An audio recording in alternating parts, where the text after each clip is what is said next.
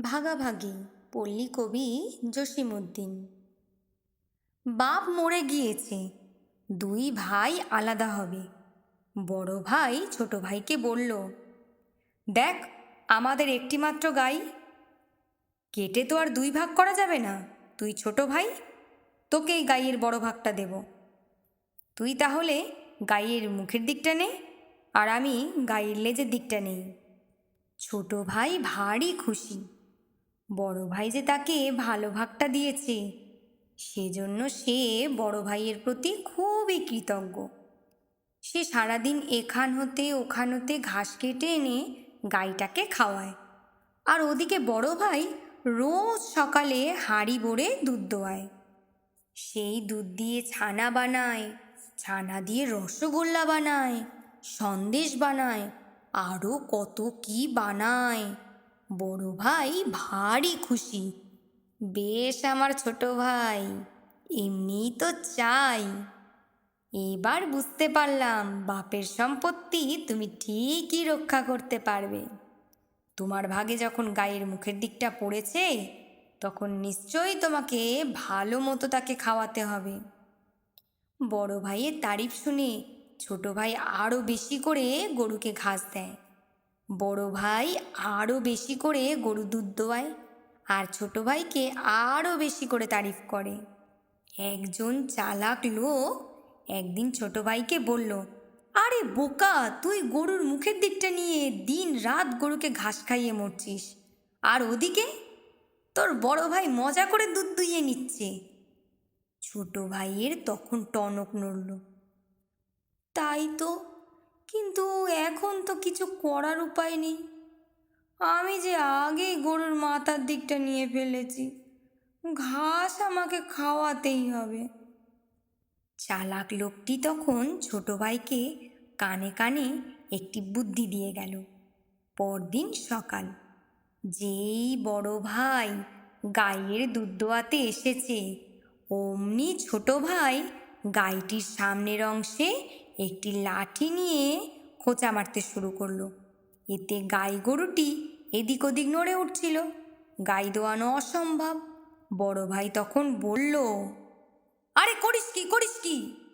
ছোট ভাই উত্তর দেয়, রোজ আমি গরুকে ঘাস খাওয়াই, দুধ দুইয়ে নিয়ে যাও তুমি, আমাকে এক ফোঁটা দুধও দাও না। গরুর মাথার দিকটা যখন আমার, তার উপরে আমি মুগুরি মারি আর কুড়ালি মারি, খোঁচা মারি, তুমি কোনো কথা বলতে পারবে না।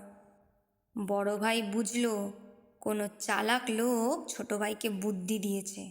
সে তখন ছোট ভাইকে বলল, আর তুই গাইয়ের মাথায় মুগুর মারিস না, এখন হতে গরুর দুধের অর্ধেক তোকে দিব। ছোট ভাই বলল, শুধু অর্ধেক দুধ দিলেই চলবে না, তোমাকে আজ হতে গরুর জন্য অর্ধেক ঘাসও কাটতে হবে, নইলে এই মারলাম আমি গরুর মাথায় মুগুরের ঘা। আরে রাগ রাগ। বড় ভাই মুলাম হয়ে বলে, আজ থেকে অর্ধেক ঘাসও আমি কাটব। বাড়িতে ছিল একটা খেজুর গাছ। শীতকাল, খেজুর গাছ কেটে রস বাহির করতে হবে। বড় ভাই ছোট ভাইকে বলে, আমাদের একটা মাত্র খেজুর গাছ, কেটে তো আর ভাগ করা যায় না। সেবার গরুর মাথার দিকটা নিয়ে তুই ঠকেছিলি। এবার বল, খেজুর গাছের কোন দিকটা নিবি? গোড়ার দিকটাই বুঝি তোর পছন্দ হবে? ছোট ভাই কিছু না ভেবেই উত্তর করে, আমি খেজুর গাছের গোড়ার দিকটাই নিব। বড় ভাই খুশি হয়ে বলে, আচ্ছা, তোর কথাই থাক। তুই ছোট ভাই, ভালো ভাগটা চাইলি, আমি বড় ভাই হয়ে তো না করতে পারি না। ছোট ভাই নিল খেজুর গাছের গোড়ার দিকটা। সে গাছের গোড়ায় রোজ পানি ঢালে, তাতে গাছ আরও তাজা হয়। বড় ভাই গাছের আগায় হাঁড়ি বসিয়ে মনের আনন্দে রস পেড়ে আনে। শীতকালে খেজুরের রস খেতে কি মজা! রস দিয়ে গুড় তৈরি হয়, গুড় দিয়ে মজার মজার পিঠা তৈরি হয়। এইভাবে কিছুদিন যায়। বড় ভাই খেজুরের রস খেয়ে মোটা হয়ে উঠেছে, আর ছোট ভাই খেজুর গাছের গোড়ায় পানি ঢালতে ঢালতে মাজায় ব্যথা করে ফেলেছে। এমন সময় সেই চালাক লোকটি আবার এসে দেখল ছোট ভাই কেমন ঠকেছে। সে তখন ছোট ভাইকে সব কিছু বুঝিয়ে বলল। ছোট ভাই বলল, তাই তো, এবারও আমি ঠকেছি, কিন্তু খেজুর গাছের গোড়ার দিকের ভাগ তো আমি নিজেই চেয়ে নিয়েছি, এর তো আর কোনো প্রতিকার হবে না। দূর, বোকা কোথাকার, বুদ্ধি থাকলে প্রতিকার হবে না কেন? এই বলে চালাক লোকটি ছোট ভাইয়ের কানে কানে আর একটি বুদ্ধি দিয়ে গেল।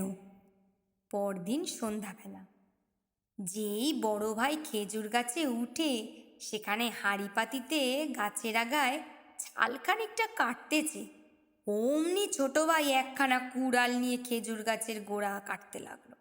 খপ খপ খপ।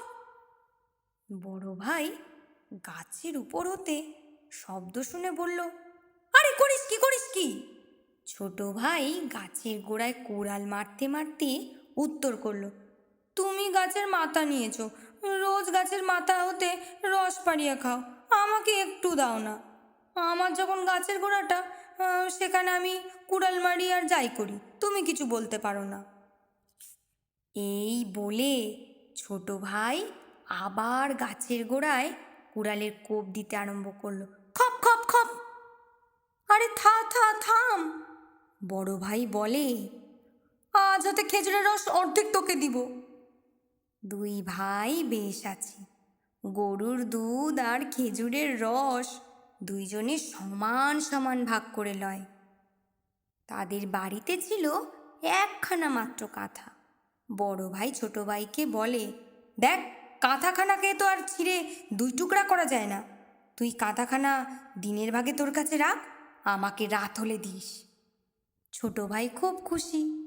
বড় ভাই দিনের বেলার জন্য কাঁথাখানা তাকে দিয়েছে, কিন্তু দিনের বেলায় গরম, তখন কাঁথা গায়ে দেওয়া যায় না।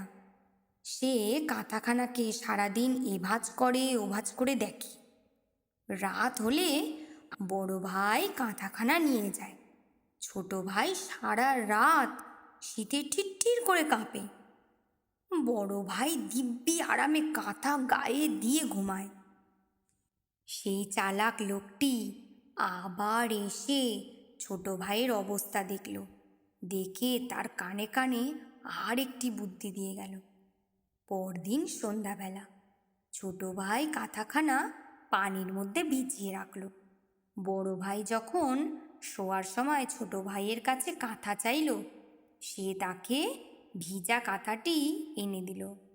বড় ভাই খুব রাগ করে বলল, আরে করেছিস কি, কাঁথাখানা ভিজিয়ে রেখেছিস?